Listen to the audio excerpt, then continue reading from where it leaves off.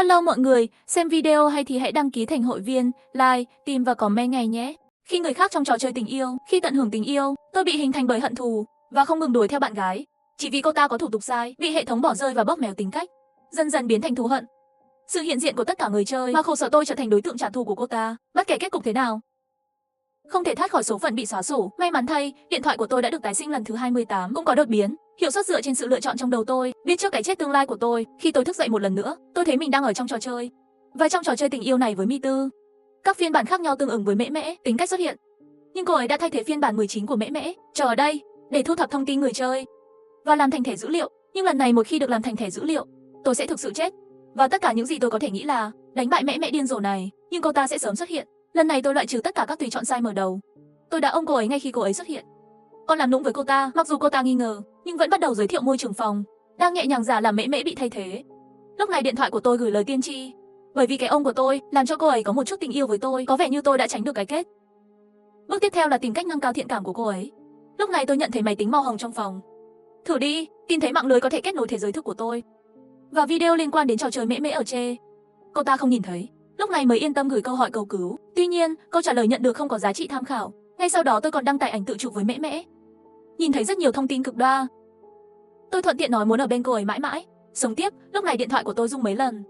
Không lâu sau, tôi tìm cớ để vào phòng tắm, nhìn thấy lời tiên tri trên điện thoại di động. Tiếp theo tôi sẽ sống một cuộc sống ngọt ngào với Mễ Mễ.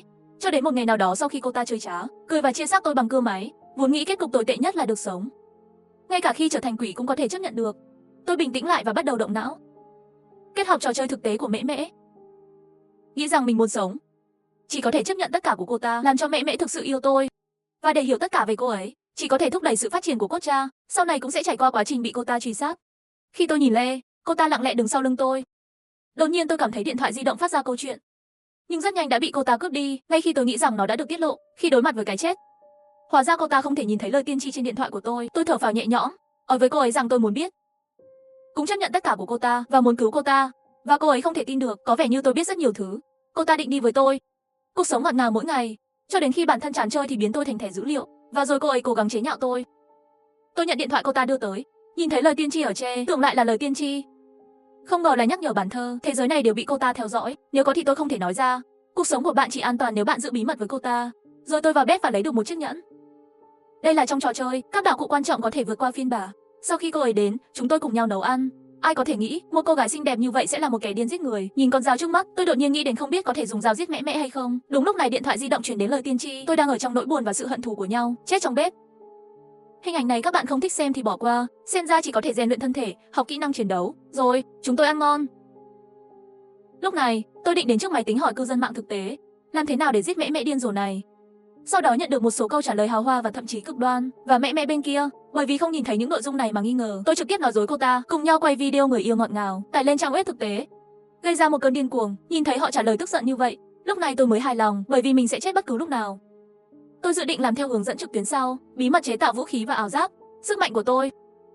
Và sau khi tập luyện sức bền kết thúc, đối mặt với những nghi ngờ của Mễ Mễ, nói tất cả là vì cô ta trực tiếp đỏ mặt ngượng ngùng cúi đầu. Chuyện này còn quá sớm. Tôi chưa sẵn sàng. Nhìn cách cô ấy đỏ mặt. Nếu cô ta không vặn vẹo như vậy, cô bạn gái hoàn hảo. Và dựa vào cái cớ này, tôi đã có thể rèn luyện bản thân trước mắt cô ấy. Chất lượng thể chất của tôi đã trở nên mạnh mẽ hơn, có lẽ còn có thể chống lại vài cái. Sau một lần huấn la, tôi định đi tắm, nhưng lại phát hiện bên trong mơ hồ có một bóng người. Làm gì vậy? Biến thái. Một lúc sau, cô ta xấu hổ đi ra, anh là bạn trai của em. Hưng cũng không thể làm thế.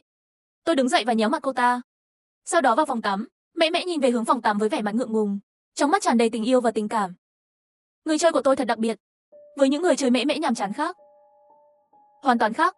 Anh đang che giấu điều gì?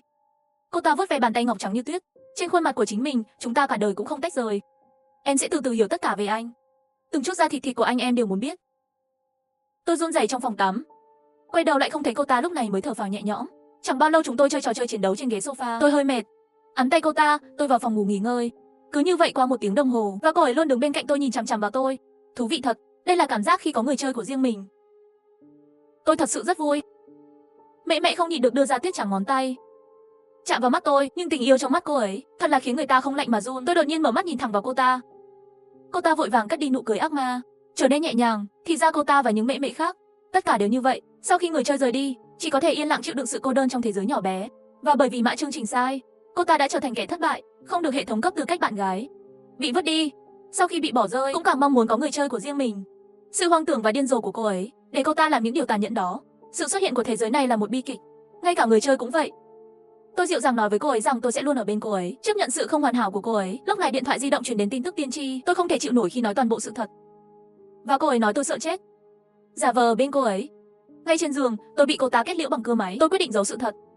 Giả vờ yêu cô ấy cả đời, sau đó không nhúc nhích ngủ tiếp. Ngày hôm sau, khi cô ấy đang dọn dẹp phòng ngủ, tôi kéo cô ta lên giường ngủ cùng nhau. Ngay khi cô ấy bắt đầu mơ mộng, tôi chỉ chụp ảnh, lập tức đứng dậy chuẩn bị rời đi. Đã kết thúc chưa? Tôi tưởng. Tôi cười đùa với cô ta và rời khỏi phòng ngủ. Và rồi cô ta nổi giận và xấu hổ, cười ôm búp bê và chăn bông. Đây mới là người chơi độc quyền của tôi.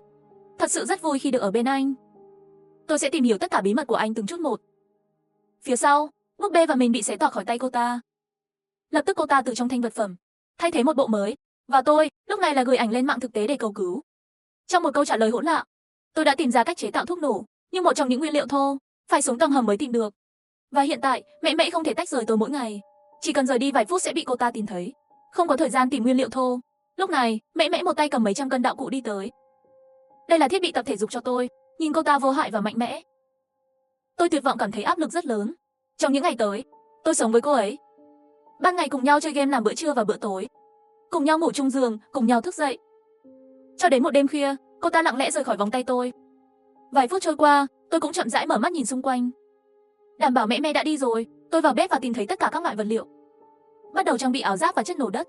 Bởi vì mẹ mẹ đi xuống tầng hầm, có nghĩa là sắp đi vào phần tiếp theo của cốt truyện rồi. Ngay khi tôi tập trung vào cấu hình, điện thoại di động lại truyền đến lời tiên tri rung động. Trong khi đó, tủ quần áo ra cũng truyền đến tiếng bước chân dồn dập. Tôi lo lắng khôi phục lại mọi thứ như cũ, tránh bị cô ta nghi ngờ. Ngay khi tôi sẽ giả vờ chất nổ bán thành phẩm đóng hộp bỏ vào nĩa, giọng nói như quỷ quái lại từ phía sau truyền đến. Anh đang làm gì vậy? Có đói không? Mẹ mẹ xuất hiện phía sau tôi và đặt tay lên vai tôi. Tôi vô thức muốn xem dự đoán của điện thoại di động, mà vừa đưa tay ra đã bị cô ta nắm chặt. Anh có thể cho em biết nó nói gì không? Em yêu, anh muốn biết thêm về em. Mà tôi tỉnh lại rồi thuận thế ôm lấy eo cô ta. Tôi dùng những lời lẽ mơ hồ để dỗ dành cô ta. Đêm nay, tôi đã có một giấc mơ bị mẹ mẹ ăn thịt. Dọa tôi mở mắt ra nhìn thấy lời tiên tri điện thoại di động. Tôi đã bí mật chế tạo bom đêm qua. May là tôi đã che giấu điều gì đó với cô ấy. Cô ta không giết tôi. Tìm thấy mẹ mẹ đang nấu bữa sáng trong bếp. Đang nghĩ gì vậy? Tôi nhìn cô ấy vô thức thốt lên, nhớ cô ấy. Anh nói vậy em rất vui. Nhưng xin đừng thẳng thắn như vậy, tôi hơi ngại. Nhìn dáng vẻ tinh tế của cô ta kìa, trong lòng tôi còn sợ hơn nếu cô ta xấu hổ như vậy khi giết tôi. Và tha cho tôi đi. Và thế là tôi và mẹ mẹ đã có một buổi sáng tuyệt vời.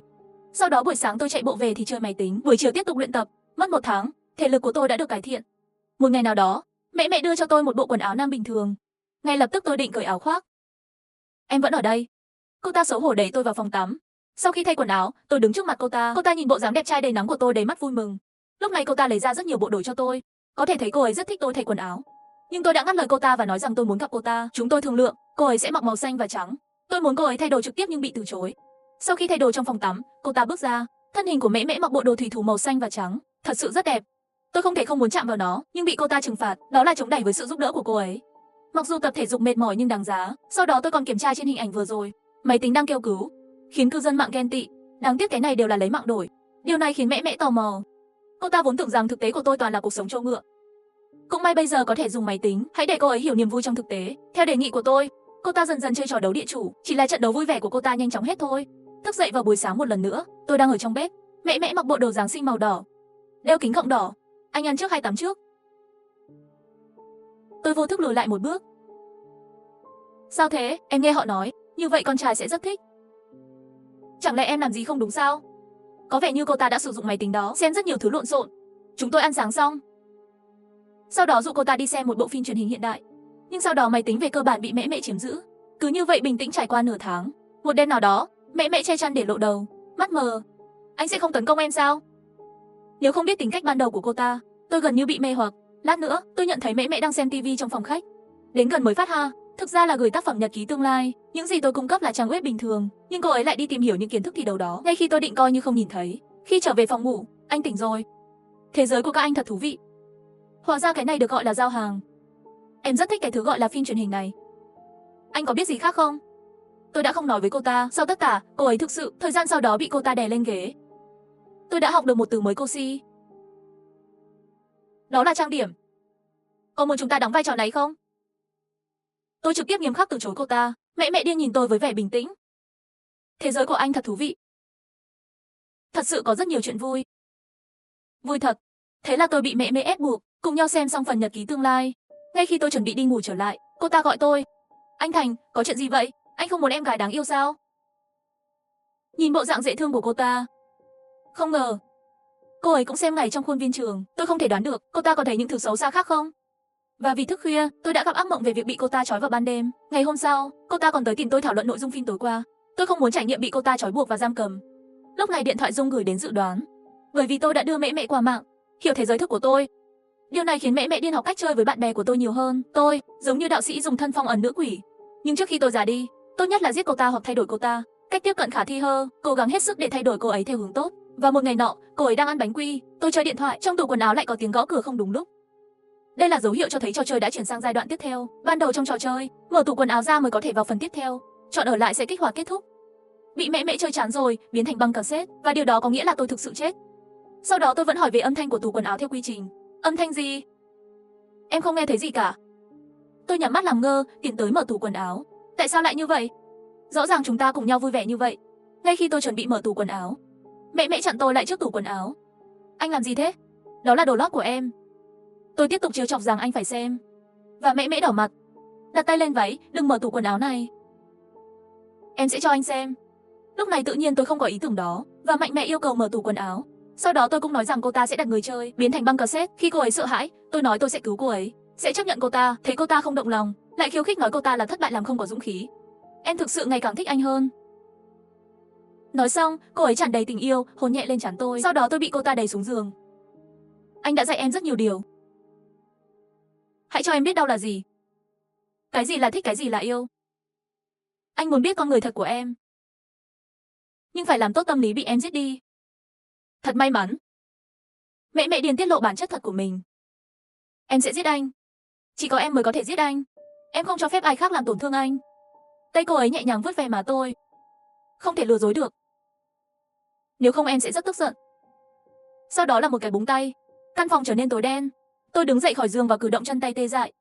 Lúc này, tôi tìm thấy một số chữ nổi bật được viết trong tủ quần áo. Và đây là những mễ mễ vô hình trong mễ mễ bình thường. Tôi đi thẳng vào phòng khách. Bên cạnh đài phát thanh ồn ào đó. Đó là cơn hoảng loạn trước khi mễ mễ điên cuồng rời đi. Để em xem.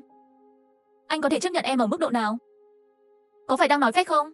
Trong bóng tối, mẹ mẹ cười như một con quỷ nhỏ. Cô ta thấy tôi đi vào phòng khách, trong tay còn có một cây gậy bóng chày. Rồi tôi đập vỡ cái radio. Sau đó còn nghe tôi nói lớn để khiêu khích cô ta. Thật tuyệt vời. Anh ấy cắn ngón tay của mình. Tức giận và hạnh phúc, cô ta bắt đầu muốn thể hiện mặt xấu xa của mình. Và tôi tìm thấy đèn pin trong bếp, trừ dao và chìa khóa tầng hầm. Đây là những thiết bị cơ bản cho trò chơi kinh dị. Nhưng sau đó tôi lại lấy ra sản phẩm bán thành phẩm chuẩn bị ngày hôm đó. Bom đất. Chỉ cần các thành phần trong tầng hầm là có thể làm thành phẩm. Mẹ mẹ vô hình bên cạnh thấy tôi quen thuộc, rất nghi ngờ. Tôi đã giải thích với cô ta và nói sẽ cứu cô ta. Lúc này tôi nghe tiếng kính vỡ trong bóng tối. Trong bóng tối mẹ mẹ cắn ngón tay, đầy cực đoan và tức giận. Sau đó tôi đi vào phòng tắm và kích hoạt của trứng. Nhìn mẹ mẹ điên đứng sau lưng mình trong gương. Mẹ mẹ, chúng ta gặp lại nhau. Đối mặt với nỗi sợ hãi này, tôi đưa tay ra và móc cằm cô ấy trong gương. Nhìn thấy không thành công, mẹ mẹ càng tức giận. Bàn tay nhỏ bé trên cổ tôi, rồi biến mất. Ngoại trừ phòng tắm, tôi thấy cô ta cầm dao trong bếp, rồi biến mất. Trong trò chơi, người chơi quay trở lại nhà bếp. Cô ấy đi qua để lắp một chút. Đột nhiên điện thoại của tôi rung và gửi lời tiên tri. Tôi phải trở lại nhà bếp một lần nữa, kích hoạt trứng mễ mễ giả, sau đó mới có thể xuống tầng hầm. Nhưng vì nhiều lần chọc giận mễ mễ, khi tôi trở lại bếp, cô ta đã làm tôi bất tỉnh. Khi tôi tỉnh dậy, tôi bị cô ta nhốt trong một cái ghế. Mặc dù tôi kiên trì rất lâu, nhưng cuối cùng vẫn chết vì kiệt sức. Lời tiên tri nhắc nhở tôi đừng để bị bắt. Trong lòng tôi ngạc nhiên, không ngờ sẽ lập tức bị cô ta trả thù. Hãy nghĩ về những điều ác mà cô ta đã học được một thời gian trước, thật là chiến tranh lạnh. Tôi không muốn trải nghiệm bị giam cầm, trói buộc cho ăn. Ngay lúc này, điện thoại của tôi đang trên một hành trình liên tục.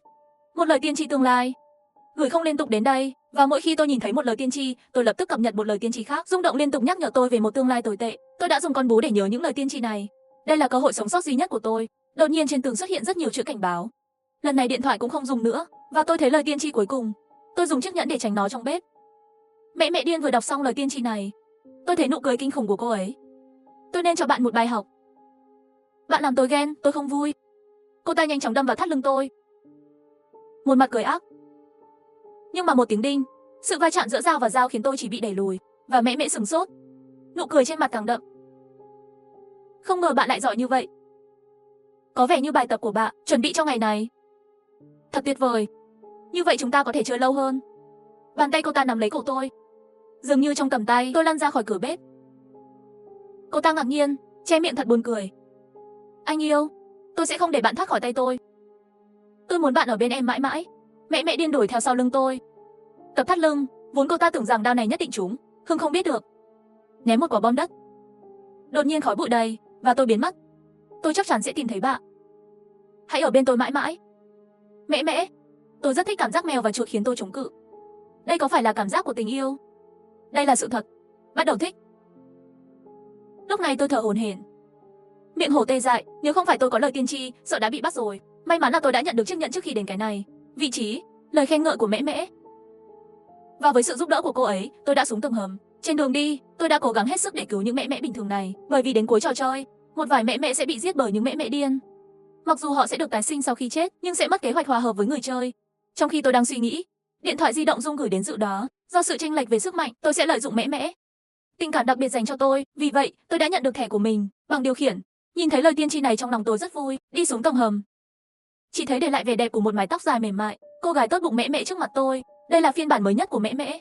Bị nhốt ở đây vì bị thay thế bởi mẹ mẹ điên. Xin chào người chơi, nhưng tôi không phải là mẹ mẹ mà bạn biết. Tôi đã nói một số sự thật và đưa cho cô ta chìa khóa phòng giam. Lúc này, tôi thấy hình ảnh từ bảng điều khiển trên mặt đất. Đó là mẹ mẹ đang sửa chữa. Thiết bị đã đưa tôi từ thực tế đến trò chơi. Theo quy trình trò chơi, tắt bảng điều khiển này đi, mẹ mẹ điên sẽ chạy. Và tôi đã đi đến kết sắt trên tường và nhập mật khẩu.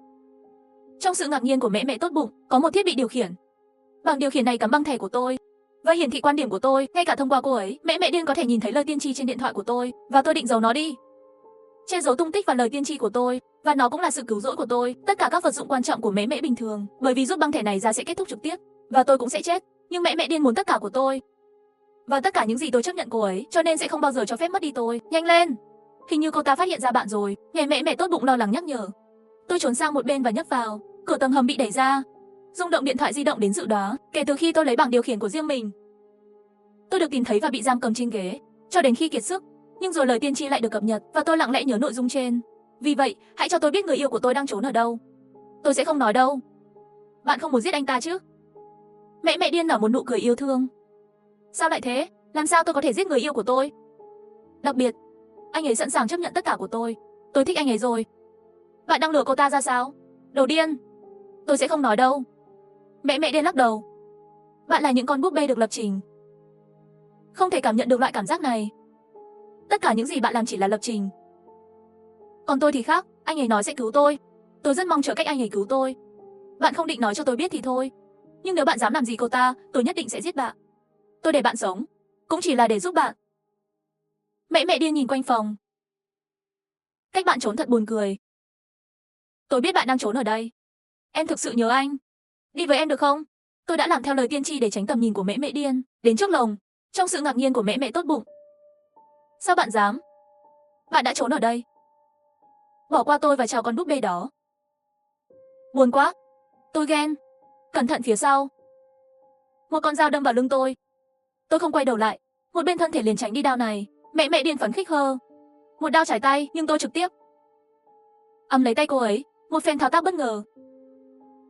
Lúc này, không chỉ có mẹ mẹ tốt bụng bị sốc, ngay cả mẹ mẹ Phi hoàn toàn không ngờ sẽ bị khắc phục dễ dàng. Lập tức trên mặt cô ta lộ ra ánh mắt đỏ bừng, với sự tôn thờ và tình yêu. Anh thật tuyệt vời. Làm sao anh biết em sẽ tấn công anh?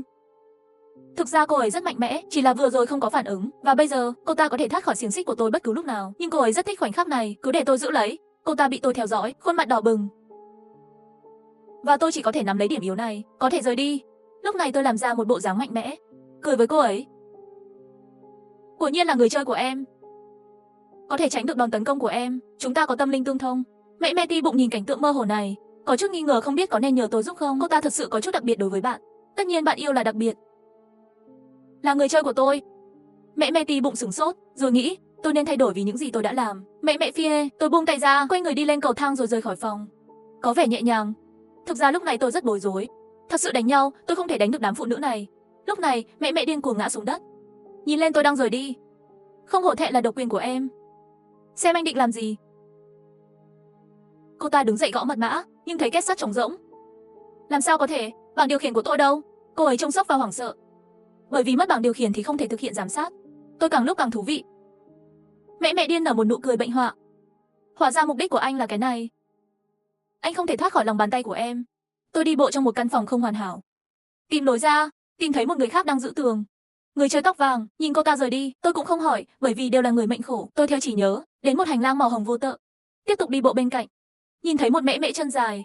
Mất tích mẹ mẹ, bởi vì phiên bản của cô ấy phòng không được lưu. Và mất nhà, cũng mất đi người chơi của mình. Luôn lang thang trên hành lang vô tận này. Lại thấy tôi đến thì sẽ rời đi, và tôi nhìn cô ta. Nói xin chào để bày tỏ thiện chí, đó là điều duy nhất tôi có thể làm lúc này. Trước khi giải quyết được mẹ mẹ Phi, tôi không thể cứu những người này. Rồi tôi tìm một cánh cửa và bước vào. Tôi thấy mẹ mẹ tốt bụng ngồi trên ghế, một mặt lo lắng, cuối cùng bạn cũng đến. Vậy tôi lại đi đến máy chơi game bên cạnh. Còn định chơi một chút, rõ ràng là tôi đang đợi bạn ở đây. Và bạn muốn chơi trò chơi. Sao bạn vẫn muốn chơi? Nghe vậy, tôi đưa chiếc nhẫn cho cô ta. Sau đó chúng tôi trao đổi một chút, cô ta không ngờ tôi biết nhiều hơn cô ta. Thì ra là vậy, nhưng bạn đã ở dưới tầng hầm. Sao tên mẹ mẹ điên đó không giết bạn? Mẹ mẹ tốt bụng rất nghi ngờ. Cô ta bị mẹ mẹ điên chiếm giữ phiên bản và bị giam cầm, biết rõ mẹ mẹ điên rồ mạnh đến mức nào. Hơn nữa tôi là một người chơi bình thường, nghe thấy mẹ mẹ điên nghĩ tôi là, sau khi chỉ thuộc về người chơi của cô ấy, cô ta vẻ mặt hoảng hốt có chút không vui làm sao có thể. Rõ ràng bạn mới là phiên bản người chơi của tôi. Sau khi tôi nói tôi cũng muốn cô ấy ở bên tôi, cô ta hơi đỏ mặt, tôi cứ tưởng bạn cũng điên như mẹ mẹ Phi. Tôi rất vui vì bạn bình thường. Hãy cùng nhau ngăn cô ta lại. Sau này tôi cũng sẽ tìm cách đưa bạn trở lại thực tế. Sự thật nhỏ, tôi không từ chối, để không làm tổn hại đến sự tự tin của cô ta, tôi quyết định để ngăn chặn mẹ mẹ điên giết mẹ mẹ tốt bụng. Đặc biệt là sau khi tôi nghĩ về lòng tốt. Quyết đoán tôi sẽ bảo vệ mẹ mẹ tốt bụng và những kỷ niệm quan trọng giữa chúng tôi, một người vợ đáng yêu, tôi không thể để bị giết bởi mẹ mẹ Phi. Mẹ mẹ tốt bụng nói tiếp. Hãy cẩn thận với những mẹ mẹ khác, đặc biệt là mẹ mẹ xấu xí, đừng hiểu lầm tôi, đây không phải là tên tôi đặt cho nhau. Lấy cô ta làm ví dụ, và tôi đã biết tất cả các lá thư của mẹ mẹ xấu xí này. Đó là phiên bản lỗi của mẹ mẹ. Và đây đốm cũng dẫn đến một trong những nguyên nhân gây biến dạng. Sau khi phá hủy, mẹ mẹ xấu xí bị tất cả người chơi bỏ rơi, cuối cùng sẽ làm tổn thương quái vật của cô ta, là người bạn đầu tiên của cô ấy. Lần này lại đây, tôi chỉ muốn đem những con quái vật đáng ghét đó giết hết, giải cứu mẹ mẹ xấu xí, tốt nhất là tìm cách sửa chữa cô ta. Tôi sẽ không giống như trong trò chơi, rời khỏi mẹ mẹ xấu xí. Sau đó, sau những lời quan tâm của mẹ mẹ tốt bụng, cô ta nói nặng, tôi đã thay đổi một số cài đặt trên nhẫn của bạn, thiết lập đường dây ngắn nhất. Vì vậy, bạn có thể tiếp tục. Cuối cùng đã đến phiên bản gốc. Nguyên tắc của cô ấy là sau khi bạn mở cửa, chiếc nhẫn sẽ mở ra ranh giới giữa các phiên bản. Kế hoạch mà chúng tôi đã nói trước đây có liên quan đến điều này. Chỉ có người chơi mới có thể vào lõi của phiên bản gốc. Tôi có linh cảm, ở đó có câu trả lời có thể giải quyết mọi thứ. Và tôi đã chơi trò chơi. Không có giải pháp nào cả. Kế hoạch của mẹ mẹ tốt bụng là đạt đến cốt lõi. Đặt lại mẹ mẹ điên, nhưng mẹ mẹ điên không được chương trình cho số phiên bản. Cho nên căn bản không được, nhưng không đặt lại được, cô ta lại không đánh được. Thật sự rất cứng đầu, cuối cùng tôi chỉ có thể thử yếu đương. Nhưng vẫn phải tiếp tục thúc đẩy cốt truyện. Hiểu tất cả về cô ta mới có thể bắt đầu chiến lược. Và mẹ mẹ tốt bụng vô tình có một khuôn mặt hạnh phúc. Và nói, tuyệt vời. Nói về chúng tôi, kế hoạch thế. Bây giờ tôi muốn giới thiệu với bạn. Mẹ mẹ mát mẻ, bởi vì cô ấy luôn đội một chiếc mũ mát mẻ. Nên tôi gọi cô ta là Mũ. Tôi đã thảo luận với cô ấy. Kế hoạch ngăn chặn mẹ mẹ điên. Rồi chúng tôi vào một căn phòng ấm áp. Lúc này, trên giường trong phòng có một mẹ mẹ cũng xinh đẹp không kém. Cô ấy đội một chiếc mũ tai mèo màu xanh. Sự khác biệt là cô ta có một nốt ruồi nước mắt màu đỏ và một đôi găng tay màu xanh. Cô ấy là người dễ thương và sôi nổi, mạnh mẽ trẻ đẹp. Mặc dù vừa mới gặp mặt cô ta rất xa lạ, nhưng tôi rất phấn khích. Đó là marker râu màu tím mẽ mẽ, Mũ rất tò mò tiết lộ. Mic mẽ mẽ là gì? Tên tôi là mẽ mẽ. Bạn cũng có thể gọi tôi là Mũ, tại sao cô ấy trông giống hệt tôi? Quả nhiên, Mũ đã mất trí nhớ rồi, có vẻ như mẹ mẹ điên đã giết cô ta. Dẫn đến bộ nhớ bị đặt lại. Mẹ mẹ tốt bụng, tôi muốn sửa Mũ. Để tôi có thể gửi đến phòng phiên bản được chỉ định, nhưng bây giờ chỉ có thể sử dụng một phiên bản của tôi. Tôi sẽ giúp bạn tìm phiên bản. Bạn đi chơi với Mũ mẹ mẹ đi. Mũ mẹ mẹ cũng vui. Mặc dù không biết chuyện gì đã xảy ra. Nghe vui đấy. Nhân tiện, tôi không giống như mẹ mẹ đó. Biết tại sao không? Bởi vì marker dâu tôi cắm nhầm rồi. Mặc dù không biết bạn đang nói về cái gì. Thực ra là vì tôi có chiếc mũ mát mẻ này. Và nhìn đôi găng tay tinh tế và đáng yêu này. Và cây đàn guitar dễ thương này. Có muốn nghe tôi chơi không? Vậy hãy chơi một bài hát. Nói xong tôi mở máy tính ra bài nhạc này. Nhân tiện xem bài trợ giúp. Xem tin nhắn của cư dân mạng thúc giục. Tôi lập tức nói chuyện với hai vị mẹ mẹ này. Chụp ảnh video, sau khi lên. Nhưng mẹ mẹ này là muốn lấy mạng chơi. Điện thoại di động dự đoán mình đã chết hàng trăm lần rồi. Sau đó, mẹ mẹ tốt bụng tiếp tục sửa đổi hướng dẫn của chiếc nhẫn. Và tôi đang tương tác ngọt ngào với Mũ mẹ mẹ. Đây là sự ấm áp hiếm có trong cốt truyện trò chơi. Chúng ta cùng nhau nhảy theo điệu nhạc. cùng nhau đi lại trong phòng. Nhìn vẻ ngoài đáng yêu của cô ấy, tôi hoàn toàn được chữa khỏi. Sau đó vào bếp, thấy cái nút màu đỏ trên bàn. Muốn chơi game không? Đương nhiên loại cảnh nổi tiếng này làm sao tôi có thể sai được, nhưng chúng ta cần một chỗ dựa. Cô ấy ở trong mục của tôi, chờ một chút. Nói về chiếc mũ, mẹ mẹ đưa tay ra, một con vịt vàng tiếp tục thay đổi. Cho đến khi một ma cờ râu màu tím xuất ha, mũ mẹ mẹ ngạc nhiên che miệng. Bạn nên biết. Tôi lắc đầu. Tôi không biết. Bạn có thể cho tôi biết đó là gì không? Mũ mặt hơi đỏ. Sao bạn không biết? Tôi hỏi tiếp. Tôi tò mò. Bạn có thể chơi cho tôi không? Không, đây là vật dụng cá nhân. Bạn biết mà. Đây là một trò chơi 18+. Mũ vội vàng giấu ma cờ râu màu tím sau lưng. Sau đó liền lấy ra một cái búa đồ chơi. Không hiểu sao? Đây là để câu cá. Được rồi, chúng ta hãy bắt đầu trò chơi. Quy tắc của trò chơi là đếm ngược 3 giây để chạm vào nút trước. Người chiến thắng. Bạn có thể dùng búa đồ chơi không khí đập nhẹ vào nhau. Chỉ là tôi rất tham vọng với cô ta. Vui vẻ. Mẹ mẹ tốt bụng cũng đã điều chỉnh chiếc nhẫn. Kết quả nhẫn tôi định nghỉ ngơi một chút, nhưng vừa mới nằm xuống không lâu đã cảm thấy tâm thần không rõ ràng. Sau khi đứng dậy, tôi thấy tin nhắn trên màn hình của mẹ mẹ. Lúc này mới phát ha, vị trí của tôi đã được tiết lộ cho mẹ mẹ điên. So với tính cách của cô ta, nếu tôi bị bắt, tôi không dám hối hận. Nó còn đáng sợ hơn cả cái chết. Và tôi tìm thấy mũ đang nhảy. Mũ có thể cho tôi một số đạo cụ không? Mẹ mẹ điên. Trước đây cũng có thể làm chút kháng cự. Mũ nhìn chằm chằm. Cái đó không thể cho bạn được. Tôi nhanh chóng giải thích rằng tôi không muốn điều đó. Đưa tôi cái xà beng của bạn. Mặt cô ta sửng sốt, mặt xấu hổ, đưa cho tôi cái xà beng. Không nỡ để bạn đi. Có thể ở lại với chúng tôi không? Mũ nắm lấy tay tôi. Đôi mắt tràn đầy cô đơn và không từ bỏ. Mũ, đừng trẻ con. Trước khi giải quyết được mẹ mẹ điên, họ sẽ vẫn bị ức hiếp. Càng vui vẻ với họ. Mày quyết định lần này nhất định phải cứu mẹ mẹ. Cho dù là thần đến tôi cũng giết cho cô ta xem. Tôi vẫy tay tạm biệt hai người. Sau đó tôi đẩy cửa ra phòng phiên bản mới Barbie. Lúc này điện thoại di động truyền đến dự đoán. Tôi bước vào phòng mẹ mẹ, quyết tâm cứu cô ta ra, nhưng bị nhện đâm xuyên qua lưng. Sau đó lại cập nhật các cách chết khác. Nghĩa là tôi đưa cô ta đi, nhưng con nhện đó phát điên. Tôi có thể chết ở đây, nhưng tôi quyết định liều mạng. Không thể nhìn mẹ mẹ xấu xí bị tổn thương nữa. Tôi cầm xà beng, trên người còn có mấy quả bom xuyên qua. Hết lần này đến lần khác lặp lại, tương tự như lông móng vuốt của ma. Khi căn phòng tối giờ, quái vật nhện cũng xuất hiện trong bóng tối và tôi nắm lấy xà beng và đập vỡ một cái. Khi tôi đẩy cửa ra một lần nữa, trên tường hiện lên phông chữ màu đen. Có vẻ như mẹ mẹ vô hình luôn ở bên cạnh tôi. Xem này, tôi mỉm cười, có phải bạn lại muốn làm tôi sợ không? Mặc dù thích trò đùa, nhưng cô ấy là một fan hâm mộ lớn của việc hướng dẫn người chơi. Rồi tôi đẩy cửa ra. Thử lại xem. Căn phòng bắt đầu sáng le. Bạn là người chơi. Cánh tay tôi bị một bàn tay nhỏ bé nắm chặt, và tôi nhìn xuống và thấy cô ấy. Chỉ thấy cô ta mặc váy đỏ nhỏ. Tất cả đều là vết thương do quái vật nhện gây ra, và có một vết sẹo nổi lên trên đầu. Đó là cánh tay của Somi. Đó cũng là hành động xấu xa của mẹ mẹ điên. Như thế này, dẫn đến mẹ mẹ xấu xí mất tất cả bạn bè. Cuối cùng, coi con quái vật nhện đã như một người bạn. Bế mẹ mẹ lên. Tôi có thể làm bạn của bạn không? Cô ta có chút bối rối. Đã không tin thật sao? Rất vui vì tôi có người bạn thứ hai. Rồi tôi nắm tay cô ta và nói sẽ đưa cô ta đi. Tôi cũng sẽ giới thiệu cô ấy với bạn bè. Thân thể cũng sẽ chữa khỏi. Lúc này tôi cảm thấy một luồng khí đáng ngại. Trên tường cũng hiển thị lời nhắc nhở về mẹ mẹ. Nhìn lại, nó trông giống như một người khổng lồ chiếm giữ cửa phòng. Tôi đặt tháp kê xuống, cầm xà beng và đối mặt với con nhện lớn. May mắn thay, tôi đã xem rất nhiều lời tiên tri trước đó. Mặc dù kết cục cuối cùng đều không tốt lắm, nhưng tôi vẫn phải cứu mẹ mẹ tội nghiệp. Tôi vừa đập vừa trốn, dựa vào việc thực hiện lời tiên tri. Một chút sơ suất trong trận chiến này, tôi sẽ bị tổn thương nặng nề. Các mẹ mẹ cũng rất lo lắng cho tôi. Trong thời gian tôi và con nhện lớn tạm thời nghỉ ngơi, tôi đột nhiên đặt mấy viên đất. Quả bom rơi vào con nhện khổng lồ. Với một tiếng nổ, các mảnh mã hóa rải rác khắp nơi, và tôi cũng bị sóng xung kích trả lại. Lúc này trong phòng lại có rất nhiều con nhện nhỏ bò đầy người tôi, và tôi lập tức cầm một cái xà beng sắp hỏng, đứng trước mẹ mẹ. Nhưng tôi dùng xà beng đập chết một con, tiếp theo là một con khác. Không biết đã bao lâu rồi. May mà lúc đầu tôi kiên trì tập thể dục, cuối cùng cũng làm vỡ hết con nhện nhỏ. Cuối cùng, tôi kéo cơ thể mệt mỏi của mình để đưa mẹ mẹ vào. Mũ và mẹ mẹ tốt bụng quay đầu lại xem hiệu quả. Nhìn thấy mẹ mẹ xấu xí trong vòng tay tôi và vết thương trên người tôi, mẹ mẹ tốt bụng lập tức tiến lên giúp đỡ. Đấy, lo lắng cho bạn, sao lại quay lại? Đây có phải là phiên bản khác không? Chúa ơi, bị tổn thương như thế này, thật đáng thương. Tôi giải thích, đây là một phiên bản của mẹ mẹ mà tôi đã ghi lại.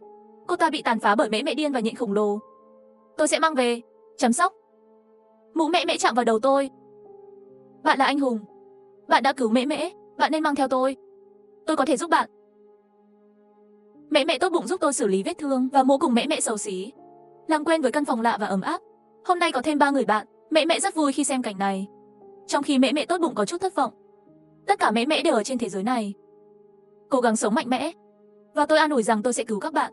Sau khi xử lý vết thương, 3 người chúng tôi đã quay cảnh này, đã tải lên câu hỏi trợ giúp đó. Rất nhanh nhận được câu trả lời hài lòng. Nhưng lật xuống, tôi phát hiện ra rằng mẹ mẹ điên cũng đang trả lời. Tôi đã bị sốc. Trên tường, lúc này cũng xuất hiện cảnh báo của mẹ mẹ. Cùng lúc đó, điện thoại của tôi bắt đầu rung dữ dội. Đếm ngược vội vàng mở điện thoại di động.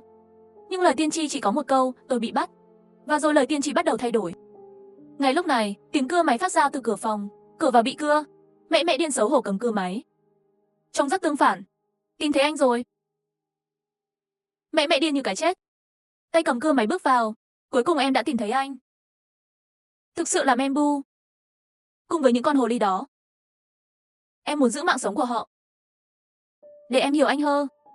Nhưng anh lại ở với họ. Em không thể chịu nổi. Lúc này, Mũ và mẹ tốt bụng một khuôn mặt cảnh giác và sợ hãi. Wow, thật kinh khủng, mẹ. Đó có phải là mẹ điên không? Tôi rõ ràng đã thay đổi số phiên bản phòng rồi. Làm sao cô ta còn có thể tìm được ở đây? Đồng thời, cả hai đều lấy vũ khí tự vệ ra khỏi thanh vật phẩm. Trong khi mẹ sợ bị chặn lại phía sau. Ba con cáo. Ban, đó là mẹ điên rồ của tôi. Ngay lúc đó, tôi đứng vững giữa bọn họ. Và đưa bộ điều khiển cho mẹ tốt bằng gờ gió hét lên. Lấy cái này đi. Đây là chìa khóa để chiến thắng sau này. Hãy giữ nó cho tôi. Để đây cho tôi.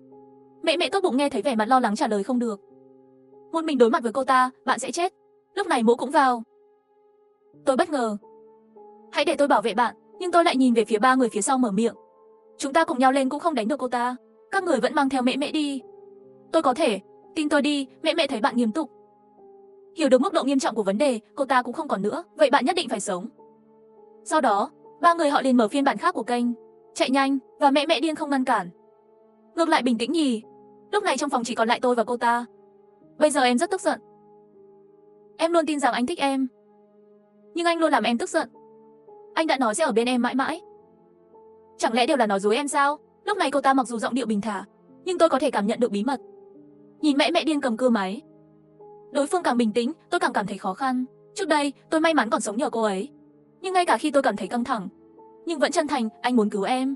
Đó là sự thật, và anh cũng muốn cứu cô ấy. Trong thế giới mẹ này, tất cả mẹ đều cô đơn. Anh muốn cứu cô đơn của em. Ngay cả khi em là kẻ thất bại. Mẹ điên nghe nói ngẩng đầu lên một mặt. Em không phải kẻ thất bại. Em có linh hồn. Đừng so sánh những con búp bê với em. Xem mẹ điên. Tôi vội vàng tiếp tục xuất khẩu, chẳng lẽ em muốn giết anh? Giết người duy nhất có thể chấp nhận tất cả các bạn. Sau đó đi tìm người chơi khác tiếp theo. Tiếp tục trò chơi nhàm chán này. Sau đó làm họ thành băng thẻ để sưu tầm. Không phải búp bê, tự nhiên cũng không phải. Không thể nghe lời anh được, phải không? Nếu những gì em muốn theo đuổi là như thế này, vậy thì em sẽ chỉ nhận được vô số băng thẻ. Cho đến khi không thể lấp đầy căn phòng này. Như vậy, có rất nhiều người chơi chấp nhận tất cả các bạn. Nghe tiếng cưa máy trong tay mẹ điên này biến mất. Bị tôi nói động, cô ta ngẩng đầu lên mở miệng. Hướng gì anh nói có lý. Em chán chơi thẻ rồi. Và anh luôn khiến em không thể dừng lại. Luôn có thể làm em tức giận. Anh thật đặc biệt. Có lẽ đây là tình yêu thực sự. Thấy vậy, tôi cảm thấy nhẹ nhõm. Quá khứ, tôi đã có mối quan hệ với mẹ điên trong nhiều tháng. Để xây dựng một số tình cảm đặc biệt của cô ấy dành cho tôi. Kết quả giây tiếp theo tiếng cưa máy lại vang lên. Mẹ điên tiết lộ nụ cười ác quỷ. Nhưng ngoại tình là tuyệt đối không thể tha thứ. Anh nói có phải không? Anh Thành. Rồi cái cưa điện chạy về phía tôi, không tốt. Không ngờ lại đảo ngược lần nữa. Ngay lập tức nắm lấy xà beng và đâm vào nhau bằng cưa máy. Đột nhiên trong phòng, cô ta đã chiến đấu với con nhện. Dẫn đến bây giờ thể lực không còn nghi ngờ gì nữa, đành phải lùi lại. Mặc dù cô ta là biểu tượng của sự tức giận, nhưng các loại đồ nội thất trong phòng vẫn bị. Giây tiếp theo tôi một cái rút lui, sau đó đến phòng khách. Và cô ta cầm cưa máy với vẻ mặt ngượng ngùng, đi chậm về phía tôi. Em đến tìm anh. Chạy nhanh hơn. Hãy cùng nhau vui vẻ nhé. Không thể lừa dối. Nếu không em sẽ buồn. Tôi vừa né tránh nói. Em học mấy thứ này ở đâu vậy? Một món đồ nội thất khác. Không phải anh nói muốn em hiểu anh. Hiểu thế giới của em trước. Xem, họ đối phó với những chàng trai lừa dối đều như vậy. Và em làm theo. Vội vàng lắc đầu là em học sai rồi. Anh không dạy em những thứ này. Thôi đi. Sắp bị phá hủy, nhưng cô ấy mỉm cười. Vẫn cúi chào tôi bằng cưa máy. Cũng may là bây giờ cô ta không giết người, tôi mới có thể chống đỡ được cô ta. Thế thôi, mẹ và tôi đi từ phòng ngủ đến nhà bếp. Từ nhà bếp đến phòng tắm. Tất cả đồ nội thất đều bị hỏng. Cuối cùng không biết ồn nào bao lâu, lúc này tôi mới phát ha, trên tay xà beng đầy lỗ hổng. Và tôi phi nghiêng cưa điện trong tay mẹ biến mất. Ôi, nó bị hỏng rồi. Sau đó cô ta tiện tay vứt cái cưa máy đi. Còn lộ ra vẻ mặt ngượng ngùng. Tán tỉnh kết thúc ở đây rồi. Và bây giờ em sẽ trừng phạt anh vì đã lừa dối. Đáng tiếc bây giờ toàn thân tôi đau nhức không còn sức kháng cự nữa. Đột nhiên tôi cảm thấy điện thoại rung lên muốn nói. Nhưng ngay lúc này, mẹ điên đã đến. Cô ta nắm lấy tay tôi và giơ lên trên đầu. Thân thể gần như nâng tôi lên và đóng đinh vào tường. Em thực sự thích điều này. Đây chính là cách đây không lâu anh tự tay dạy em. Ngay sau đó cô ấy dán vào mặt tôi, hơi thở ấm áp trong tai tôi. Em nghe họ nói đó là tình yêu. Có phải như vậy không? Và tôi kiệt sức, thậm chí còn không có sức lực để nói chuyện, lúc này cũng chỉ có thể thực sự để cho cô ta giở trò. Tôi im lặng, cô ta tiếp tục nói. Anh yêu. Trở về ngôi nhà thực sự của chúng ta, và rồi mẹ điên kéo tôi ra ngoài. Và nhìn thấy sự hỗn loạn trên mặt đất, cô ta lộ ra nụ cười ác quỷ. Em có một ý hay. Anh luôn gửi ảnh của chúng ta trên máy tính. Lần này em cũng gửi một cái đi. Rồi lấy điện thoại ra khỏi túi tôi, nhập mật khẩu. Với một cú nhấp chuột, cô ấy chụp ảnh chiến thắng của mình. Lúc này cô ta nhìn mình trong ảnh. Ngoài ra còn có dấu vết rách nát phía sau. Và tôi cười hài lòng. Được rồi, chúng ta về đi. Hình phạt chỉ mới bắt đầu. Và tôi đã phải vật lộn với việc chữa bệnh cho đến bây giờ. Khoảnh khắc tiếp theo, cuối cùng tôi cũng kiệt sức. Và trong cái nhìn cuối cùng, tôi có thể mơ hồ nhìn thấy vẻ mặt lo lắng của họ. Không biết đã bao lâu, cuối cùng tôi cũng tỉnh lại. Và lúc này, tôi thấy mình đang ở trong phòng ngủ của mẹ điên. Chỉ là toàn bộ con người tôi bị lột sạch, tay chân bị trói vào ghế. Và tất cả các vết thương trên cơ thể tôi đều được dán bằng băng gạc. Sau đó tôi nhìn xung quanh để tìm kiếm một bước đột phá. Chỉ tìm thấy trần nhà có một vài phông chữ màu đen của mẹ vô hình. Và lúc này, nhà bếp truyền đến tiếng dao làm bếp va chạm. Sau này sẽ thấy mẹ điên với tạp dề. Đồ ăn thịnh soạn. Đầy tình yêu, em sẽ cho anh ăn. Không nghỉ ngơi tốt, ăn cơm đi. Có thể không cần vất vả như vậy, miễn là anh ở lại. Không từ chối, mà là ăn thức ăn do cô ta chế biến cẩn thận. Cô ấy đã chăm sóc tôi khi tôi hôn mê. Cảm ơn, mẹ. Cô ta đến gần mặt tôi. Ai bảo anh là người yêu của em? Sau này anh muốn ăn gì em cũng sẽ làm cho anh. Đúng rồi, chúng ta chụp ảnh đi. Rồi cô ta lấy điện thoại của tôi ra khỏi túi. Xin chào, tôi là mẹ. Mẹ điên vẫy tay, với nụ cười và bóng ma ràng buộc. Tôi nhớ. Chắc chắn sẽ rất vui. Nhân tiện, còn nhớ bức ảnh trước không? Nói xong cô ta một giây liền đấy tôi đến trước máy tính. Chỉ thấy đó là một mẹ điên với nụ cười. Chụp ảnh tự sướng của tôi, phía sau là đồ nội thất rách nát. Và tôi bị thương. Sau đó tôi thấy một số lời khen ngợi của cư dân mạng. Cũng không cần như vậy. Và mẹ điên lại gửi ảnh vừa rồi đi. Đột nhiên gây ra một hồi kích động, nhìn những biến thái kia trả lời. Bởi vì tôi thực sự sẽ bị tranh cãi. Và bên cạnh mẹ điên cười. Họ nhì có vẻ rất mong đợi những gì xảy ra tiếp theo với anh. Làm sao em có thể trừng phạt anh? Anh đã có rất nhiều niềm vui với những mẹ đó. Anh biết không, lúc đó tim em gần như tàn nát. Loại tình cảm này em nhớ các anh nói cô ta là ghen. Em ghen, nói xong cô ta quay đầu lại. Tôi vừa định nói gì đó, ngay lúc đó, điện thoại của tôi bắt đầu rung liên tục. Nhưng chiếc điện thoại lại nằm trong tay mẹ điên. Thấy vậy mẹ điên trở nên dịu dàng và đáng yêu. Cô ta mấp máy môi quyến rũ, hứa với em đừng đi. Coi như những thứ đó không còn tồn tại nữa. Ở lại với em. Chúng ta sẽ luôn bên nhau, được chứ? Nhưng tôi vẫn trả lời chính xác. Em có sợ không? Sợ anh đi đến cuối cùng không chấp nhận em. Anh không phải là thẻ búp bê của em, anh không hiểu em. Chỉ vì em làm anh sợ thôi sao? Sẽ ghét em nếu em làm thế. Mẹ điên mở to mắt sau khi nghe. Anh luôn không nghe lời. Đừng làm em giận. Nhưng em phát hiện em càng ngày càng thích anh. Anh không thể ghét em. Nói xong cô ấy ngồi lên người tôi, giữ khuôn mặt tôi. Đột nhiên vết thương của tôi tái phát, một cơn đau dữ dội ập đến. Em có thể thả anh ra không? Không thoải mái như thế này. Mẹ điên lại nghiêng đầu. Thật sao? Nhưng em cảm thấy anh rất thoải mái. Anh đang nói dối và muốn nói dối em. Mặt tôi hơi xấu hổ, liền trả lời, đây là không có cách nào. Em rất dễ thương và xinh đẹp. Mẹ nhẹ nhàng vuốt ve mắt tôi. Em sẽ không để anh đi. Em sẽ ở bên anh mãi mãi. Được rồi. Ăn cơm cũng xong, trò chơi cũng xong. Tiếp theo, nên nghỉ ngơi và ngủ một chút. Nói chuyện. Và đặt tôi lên giường. Chỉ bằng ngón tay của mẹ. Đèn tắt. Không biết đã bao lâu, một ngày nào đó, tôi đang ở trong phòng ngủ của mẹ điên, thức dậy từ mệt mỏi, quan sát rồi, tôi mới phát hiện ra tôi bị cô ta trói bằng dây xích. Rồi tôi thấy phông chữ trên trần nhà, mới biết đã qua 5 ngày rồi. Bởi vì mấy ngày nay tôi đều bị cô ta tra tấn cả ngày lẫn đêm, làm cho tôi gần như mất đi khái niệm thời gian, và bây giờ tôi phải tìm cách thoát ra. Sau đó tôi cẩn thận nhờ mẹ vô hình giúp đỡ. Và từ gợi ý của cô ấy, tôi phải biết dự án của chìa khóa để ngăn tôi trốn thoát. Mẹ điên bỏ chìa khóa vào váy. Sau đó tôi dùng chân phải để móc váy xếp ly lên, đã ném về phía tôi. Lát nữa tôi nhìn thấy chìa khóa còng tay trong túi váy. Rồi tôi đã mất rất nhiều thời gian để cắn chìa khóa bằng răng, mở tay trái ra. Nhưng ngay lúc này, điện thoại di động trên bàn lại truyền đến rung động. Cùng lúc đó có tiếng bước chân từ nhà bếp. Ngay sau đó chỉ thấy mẹ điên cầm dao làm bếp trên tay đến chỗ tôi. Cô ta thấy tay tôi vẫn bị còng, một mặt cười. Khoảnh khắc tiếp theo, cô ta đẩy ghế và trói tôi vào ghế. Bữa trưa xong rồi, để em đưa anh đi ăn. Và tôi nói rằng tôi không đói. Anh hơi mệt, muốn nghỉ ngơi nữa, lát nữa. Mẹ điên lập tức lắc đầu không được. Phải ăn ngon. Buổi chiều sẽ mệt hơn. Phải ăn nhiều hơn. Và cô ta lấy ra một đống túi nhựa ca râu nhỏ. Tôi rất nghi hoặc hôm nay cô ta có ăn gà quay không? Sao có nhiều găng tay nhựa thế? Nhìn thấy cô ấy có vẻ mặt nhút nhát. Đây không phải là găng tay. Nghe vậy, tôi nhèo mắt nhìn, đột nhiên khóe miệng co giật. Sao có nhiều thế? Tuần này không dùng hết đâu. Và mẹ điên lắc đầu. Không phải. Đây là ngày nhiều mây. Tôi như bị sét đánh. Giết anh đi. Cô ấy nhìn phản ứng của tôi và cười. Đi ra không lâu thì mang đến một bát thức à? Đây là món ăn mới. Để em cho anh ăn. Nói xong cô ta liền tự tay kẹp đồ ăn đưa đến miệng tôi. Khoảnh khắc tiếp theo tôi mở miệng và thưởng thức. Và tôi nói, ngưỡng mộ cách nấu ăn của em. Học cũng tốt. Cô ta đưa tay dịu dàng vuốt ve mặt của tôi. Thích là được rồi. Nhìn cô ấy chu đáo như vậy, tôi chỉ cảm thấy sợ hãi. Cô ấy thường là bạn gái hoàn hảo, nhưng khuôn mặt thật rất bệnh hoạn. May mà tôi có tình cảm đặc biệt với cô ấy, cho nên bị cô ta bắt lại không phải bị giết. Ngay lúc này, mẹ điên lộ ra nụ cười ác độc. Tại sao quần áo của em lại rơi xuống đất? Tại sao lại vội vàng như vậy? Đồ sói. Lấy đồ lót của thiếu nữ làm gì? Nói xong cô ta liền nhặt lên trên mặt đất đồ lót cùng váy. Sau khi tìm thấy chìa khóa bên trong, cứ tiếp tục nhìn tôi, em rất thích anh. Nhưng em cũng là thiếu nữ. Làm như vậy không được. Em vẫn sẽ ngại. Tôi thở phào nhẹ nhõm khi thấy phản ứng của cô ấy, rồi tiếp tục nói, phải không? Không ngờ em lại ngại ngùng với anh như vậy. May mà tôi bỏ chìa khóa ra ngay. Nếu tôi lấy trộm chìa khóa và bị cô ta bắt, phải ở bên cô ấy mãi mãi và sau chiếc váy mà mẹ đã đặt. Cô ấy nhìn tôi với vẻ mặt ngượng ngùng, nhưng đây là em, vẫn sẽ ngại. Em sẽ dọn đồ ăn trước. Đến đây ngay. Em đã học được rất nhiều. Lát nữa chúng ta thử xem. Và tôi không biết cô ta định làm gì. Vội vàng hỏi cô ta cái gì học được nhiều. Mẹ điên lộ ra nụ cười ngượng ngùng.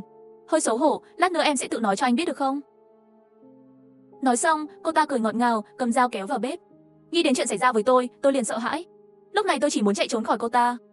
Ngay sau khi cô ta rời đi, tôi nhanh chóng tháo nút tay trái ra và lấy chìa khóa ra khỏi quần áo của cô ta, mở khóa tay phải của tôi. Rồi tôi lặng lẽ bước tới bàn máy tính, nhận được điện thoại và thấy lời tiên tri. Lời tiên tri nhắc nhở tôi cần tìm phiên bản của chiếc nhẫn. Tôi có thể rời khỏi phòng này. Thế là tôi quyết định giả vờ như bị cô ta giết. Vậy cô ta khi cô ta mất cảnh giác. Nhìn thấy điều này, tôi lập tức khôi phục lại điện thoại về vị trí cũ, sau đó tiếp tục mặc vào, bạn có thể kiếm được bất cứ lúc nào. Tháo còng tay, và lúc này, mẹ sẽ rời đi. Bởi vì cô ấy không muốn thấy tôi thất bại. Hình ảnh bi thảm đó, và tôi quay đầu nhìn về phía nhà bếp. Đột nhiên nghe thấy tiếng bước chân từ nhà bếp. Lát nữa chỉ thấy mẹ điên đi đến trước mặt tôi. Sau đó cô ấy cởi giày và ngồi cạnh giường tôi. Sau đó đặt người xuống và thở vào tai tôi, làm cho tai tôi ngứa ngáy. Nhưng tôi cố gắng nói rằng có lẽ tôi sẽ ở lại. Cứ như vậy ở bên em cả đời. Sẽ tốt biết bao khi được ở bên em mãi mãi. Tôi không muốn làm phiền nữa. Cô ta liền đứng thẳng lên. Có bất ngờ trong mắt, nhưng cũng có một cảm giác mất mát sâu sắc. Sau đó cô ta vẻ mặt sủng ái nói, anh nghiêm túc sao? Em rất vui. Vậy thì hãy để chúng ta ở bên nhau mãi mãi. Nói xong cô ta tràn đầy tình yêu liền muốn hôn lại đây. Ngay lúc đó, tôi đột nhiên thoát khỏi còng tay, nhanh chóng nắm lấy cổ tay cô ta trước khi cô ta không phản ứng. Sau đó bấm vài tiếng. Thế thôi, tay của mẹ bị còng tay.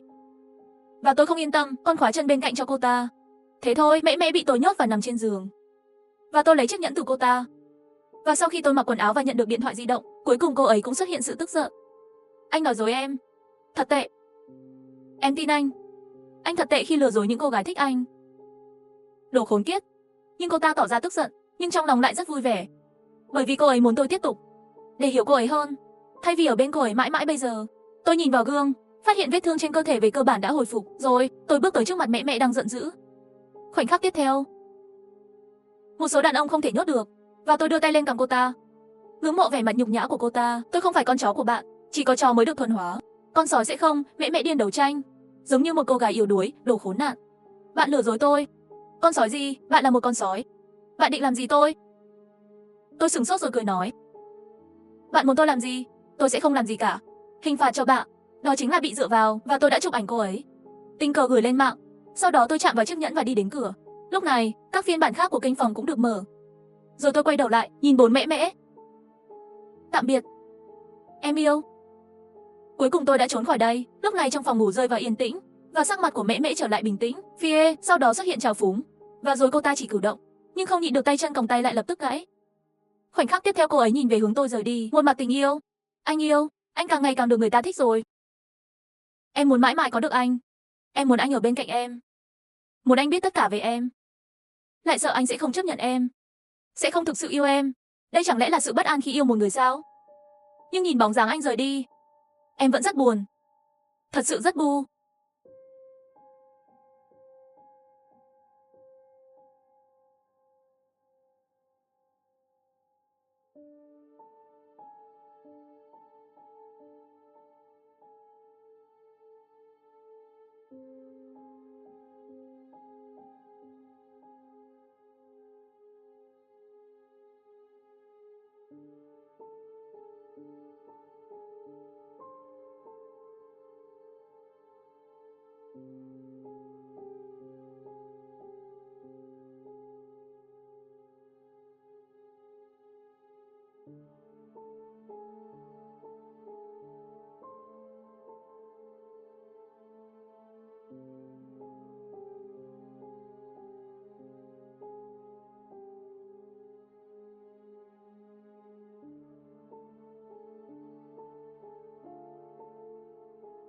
Gặp được anh mới khao khát tự do vĩ đại biết bao. Mất tất cả cũng không sao,